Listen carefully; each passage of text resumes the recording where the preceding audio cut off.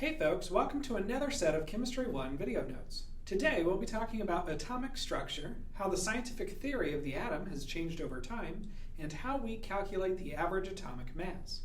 The standards that will be covered in this lesson are C.2.1 and C.2.2. Atomic theory encompasses the idea of the atom, what it looks like, and how it works. It's a scientific theory, which means that when we collect new data about the atom, we're able to revise that theory. Let's look at some of those revisions from the last 2,500 years. Democritus, a Greek philosopher, is credited with coming up with the idea of the atom. He was philosophizing one day, as philosophers do, about how many times he'd be able to cut something in half until he couldn't cut it in half anymore. He theorized that eventually he'd end up with a small particle that could not be divided, and he called that particle the atom. Many years later, in 1803, John Dalton, a British chemist and physicist, used some current information from the time to develop the very first atomic theory, known as Dalton's atomic theory. In an attempt to explain why chemicals were the way they were, this theory had four postulates or statements. 1. All matter is made up of atoms, and atoms are indivisible and indestructible. 2. All atoms of a given element are exactly identical in mass and in properties. 3. Compounds are formed by two or more of different kinds of atoms made in specific ratios. And 4. A chemical reaction is just a rearrangement of atoms. That was a great explanation of the atom and how it works based on the information that Dalton had at his disposal. Over time, we learned that some of those postulates are not true. For instance, we can split atoms, which we'll learn about in the next lesson. The model that we used at the time was called the ball and hook model, where each atom is represented by a ball with so many hooks on it. When bonding with other atoms, each hook on one atom had to be used to hook up to another atom.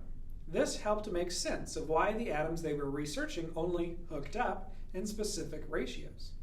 For instance, if magnesium has two hooks, but chlorine only has one, then every time magnesium and chlorine form a compound, it's going to take one magnesium for every two chlorines. Years later, in 1898, J.J. Thompson performed an experiment with something called cathode ray tubes, which used to be used in old TVs.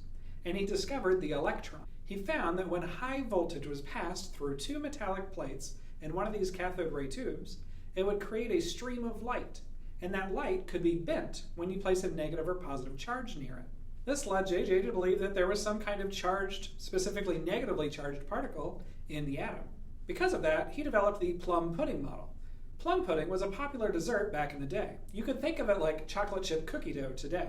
The dough itself would be the positive mass of the atom, and the chocolate chips in it are the negatively charged bits, known as electrons.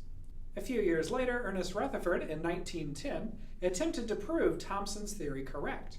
His experiment was to shoot some positively charged alpha particles through a sheet of gold foil. Around this gold foil experiment, he had a detector screen that would glow anytime one of the alpha particles hit it. According to Thompson's plum pudding model, all of the mass and positive charge of the atom was evenly distributed throughout the atom. This made Rutherford think that shooting these positively charged alpha particles through this foil would go straight through because there was nothing to really stop it from going through. As it turned out, what he expected to happen mostly happened. Most of the alpha particles went straight through the gold foil. However, some of the alpha particles did not. They got severely deflected and went off in really weird angles. With that information, Rutherford redeveloped the theory of what an atom looked like. He decided that there must be some very dense, central, positively charged piece of the atom that was blocking some of these alpha particles. There had to be something for those alpha particles to run into and bounce off of. He called that positively charged, heavily dense part of the atom the nucleus. The rest of the atom, then, was just empty space with the electrons randomly buzzing about the nucleus. This is what allowed most of the alpha particles to go straight through. So, through this experiment, Rutherford discovered that the positively charged mass of an atom is a very small, dense piece of the atom called the nucleus, with the electrons randomly buzzing around the outside of it. In 1913, Niels Bohr came along and added to Rutherford's theory, stating that those electrons are not moving at random, but they're moving in very specific orbits or shells around the nucleus. Each of those shells came with a different amount of energy. He also theorized that moving from one shell to another would cause the electron to either release or absorb energy. Each of these shells was labeled with a principal energy number, n equals 1, n equals 2, etc. The higher the number, the more energy and the further away that orbit was from the nucleus.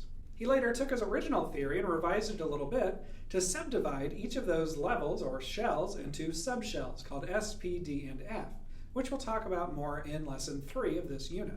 13 years later, in 1926, Erwin Schrödinger came up with yet another model. With his equation, known as the Schrdinger Equation, he predicted that electrons don't actually move in those very specific circular paths. They do move at random. However, there are very specific areas in which they're most likely to be. These areas of probability make up different shapes that we call orbitals. We'll learn more about those probably next year, but for now you should know that each orbital has a different amount of energy and a different shape and orientation. Finally, in 1931, James Chadwick came along and discovered the neutron. He came up with the idea of the neutron in order to explain why different atoms of uranium could have different masses. The different massed atoms are called isotopes. They had the same chemical property as normal uranium, but had larger or smaller masses. This told him that there must be some particle that has mass and doesn't affect the charge of the atom. So you could take away or add those particles without changing the chemical properties of the atom. He called those particles neutrons. So now that we know what all it took to get our current atomic model, let's study the atom a little bit. There are 3 particles that are smaller than an atom, known as subatomic particles. These are protons, neutrons, and electrons. Protons exist in the nucleus, are positively charged, and have a mass of 1 atomic mass unit. Neutrons are much like protons in that they exist in the nucleus and have a mass of 1 atomic mass unit. But they do not have a charge. They are neutral. And electrons exist outside of the nucleus, are negatively charged, and have a relative mass of 0 AMU. When we're looking for the atomic number of an atom, all we have to do is find out how many protons are in it. If there are 6 protons, the atomic number is 6. 7 protons, atomic number 7, and so on and so forth. That works the backwards way too. If the atomic number is 6, that must mean there are 6 protons. Since protons and neutrons are the only subatomic particles that have mass, we use them to find the mass number of the atom. Each proton and neutron has a mass of 1 AMU, so we just add up the numbers of protons and neutrons to get the mass number.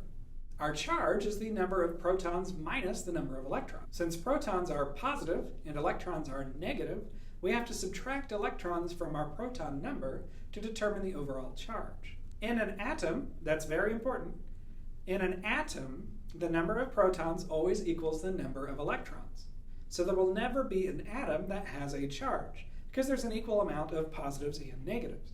Ions, on the other hand, do have a charge, because there are more or less electrons than protons in that ion. If you have more electrons than protons, your charge will be negative. If you have less electrons, your charge will be positive. Sometimes it gets a little bit confusing when we have all of these terms that mean something fairly similar. Pay close attention to the following definitions for some of those similar words, and learn the differences. An element is an identification. All particles of a particular element have exactly the same number of protons, and any atom that has the same number of protons is identified by the same name. For example, the element carbon, no matter whether you have atoms, ions, or isotopes of carbon, any particle of carbon will have exactly 6 protons. An atom is the smallest particle of an element. It has protons, neutrons, and electrons. The special thing about an atom is that it always has the same number of electrons as it does protons. That's what makes it an atom.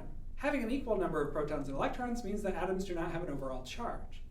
Ions, on the other hand, are just like atoms, except the number of electrons will be different than the number of protons. Some ions of an element might have more electrons than protons, making it negative, or less electrons than protons, making it positive. Finally, isotopes are atoms of an element that have different numbers of neutrons. In other words, a carbon atom might have 6, 7, or 8 neutrons, but it still has 6 protons, so it's still carbon. We name isotopes based on their mass numbers. So if a carbon has 6 protons, a carbon with 6 neutrons would be called carbon-12, because 6 plus 6 is 12, and that's the mass number. If a different isotope of carbon had 7 neutrons, it would be called carbon-13, because 6 plus 7 is 13. Our last bit for today is learning how to calculate the average atomic mass of an element. The average atomic mass is what's reported on the periodic table.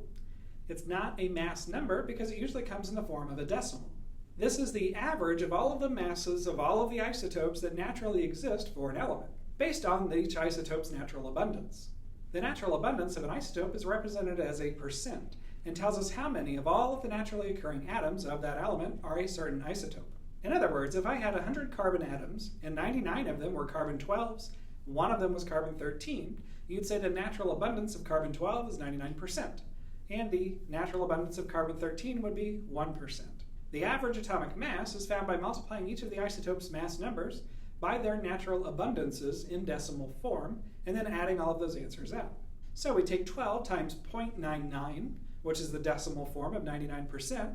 We get that by taking 99 divided by 100. And so 12 times 0.99, that equals 11.88. Then for carbon 13, we take 13 times 0.01, which is its decimal percent, to get 0.13. The last step is to add those two answers together. So 11.88 plus 0.13 equals 12.01, which is the average atomic mass that you can find on the periodic table. The same process will work for any set of isotopes for any atom. You could have 2 isotopes, or 3, or 4. The same concept still applies. You just take the mass number times its percent abundance in decimal form for each isotope, and then add all of those answers together to get the average. Well, that's all for today, folks. As always, if you have any questions, please ask.